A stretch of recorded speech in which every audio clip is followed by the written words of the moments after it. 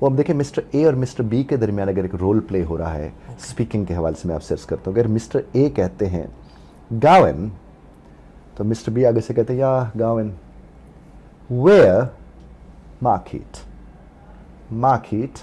Why? To buy something. Something what?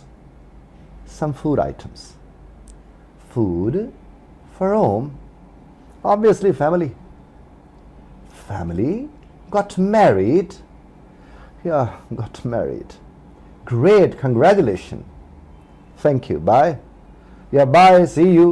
Maybe. دونوں میں گفتگو مکمل ہے. بالکل ٹھیک. اور اگر ہمارے اوپر یہ آپتی آن پڑتی ہم کیا کرتے ہیں؟ Where are you going? بالکل ٹھیک. اور آگے سے جواب آ رہا تھا I am going to market, اور تھوڑی دیر کے بعد جملہ ختم ہو جانا تھا. اور سوچنا بھی پڑنا. یقیناً دیکھیے زبان کو جب زبان کے حساب سے ٹریٹ نہیں کریں گے تو وہ آپ کو بہت برے طرح سے ٹریٹ کرے گی. بالکل ٹھیک. اور اسی کے نتائج آپ کے ہمارے ہاں کسی نہ کسی شکل میں برآمد ہوئے ہیں. آپ صرف اٹھ کے دیکھیے گھر میں بیٹھی خاتون کو، صاحب کو جو کبھی نہیں انگریزی بولی، جنہوں نے کہیں نہیں گئے، آپ ان کو صرف کہتے ہیں ویز، جب بولا جائے ویز تو اس کا مطلب ہے کدھر ہے.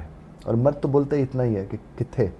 جب مرد گھر جاتے تو اکثر اس کا یہی ہوتا ہے کتھے، آگے سے جواب آتے اتھے، اودے چودے تھلے اودے اتھے وغیرہ وغیرہ. اب مرد نے اگر پوچھ لیا کہ ٹیبل کے اوپر جو کیک پڑا ہوتا کتھے، تو ٹیبل انگریزی زبان کا سر. بالکل ٹھیک. کیک بھی انگریزی زبان کا. اندر سے آواز ہے فریجچ. بالکل ٹھیک. اور اگر انہیں ان کہہ دیں تو ان فریج ہو گیا، انگریزی شروع ہو. کس نے پوچھا وہ ریموٹ کتھے، ریموٹ پھر انگریزی کا. بیڈ تھلے، تو بیڈ جو ہے سر بیڈ پھر انگریزی کا. تو انڈر دا بیڈ کہہ دیں گے، بیڈ تھلے آ جائے گا. بالکل ٹھیک. اچھا اسی طرح سے انہوں نے بولا کہ کپ کتھے، کپ اگین انگریزی کا لفظ ہے. تو اب اس کے اوپر بات وہ کیا کریں گے؟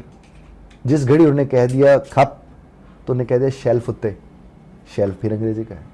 آن تو اس کا مطلب ان، آن، انڈر، نیئر، یہ 4-5 پریپوزیشنز ہیں. یہ بتا کے آپ گھر میں اپنی انگریزی کی ابتدا کر سکتے ہیں اگر آپ اس میں کرنے میں دلچسپ. اور اب کہ نہیں میں اتنا لمبا اتنی دیر یہ بولوں گا کروں گا، وہ تو صاحب رٹ کے لوگ بولتے ہیں. بولنے والی تو ایسے نہیں ہوتی.